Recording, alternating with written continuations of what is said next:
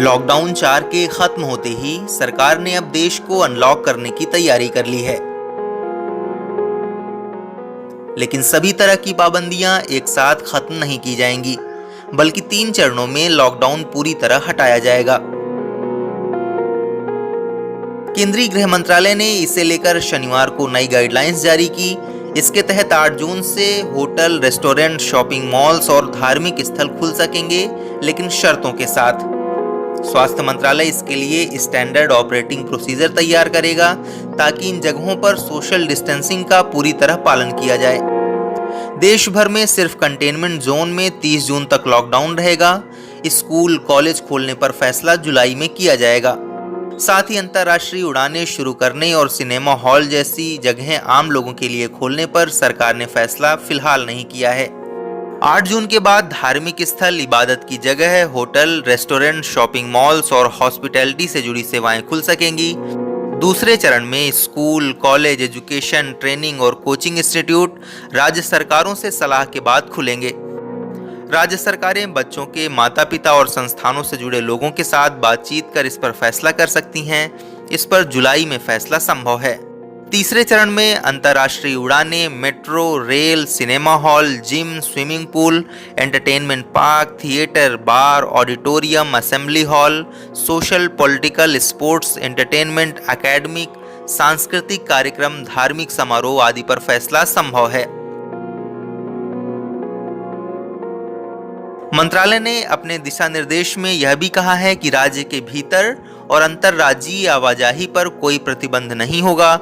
लोगों को एक राज्य से दूसरे राज्य में जाने के लिए किसी विशेष पास की आवश्यकता नहीं है।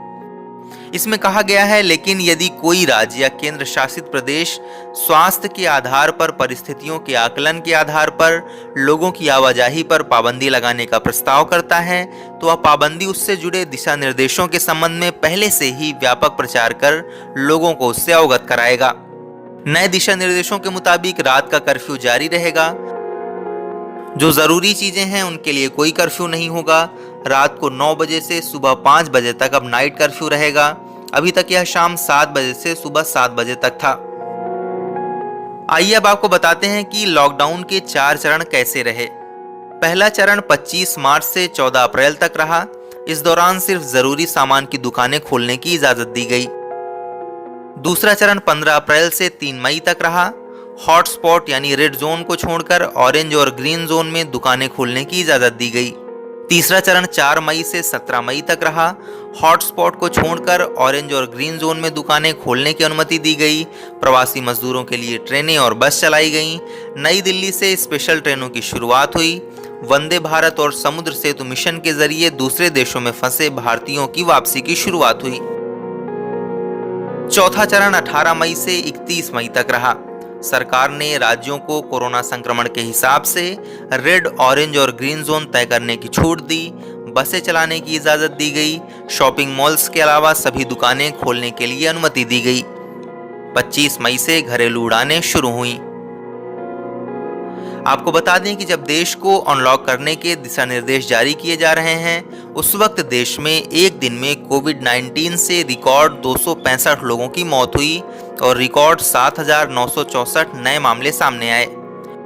केंद्रीय स्वास्थ्य मंत्रालय के अनुसार इसके साथ ही अब देश में इस संक्रामक रोग से मरने वालों की संख्या बढ़कर 4,971 हो गई है और संक्रमितों की संख्या 1,73,763 पर पहुंच गई है।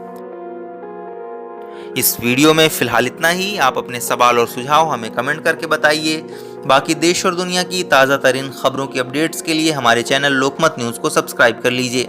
अगर आप ये वीडियो फेसबुक पर देख रहे हैं तो हमारे पेज को लाइक और फॉलो कर लीजिए।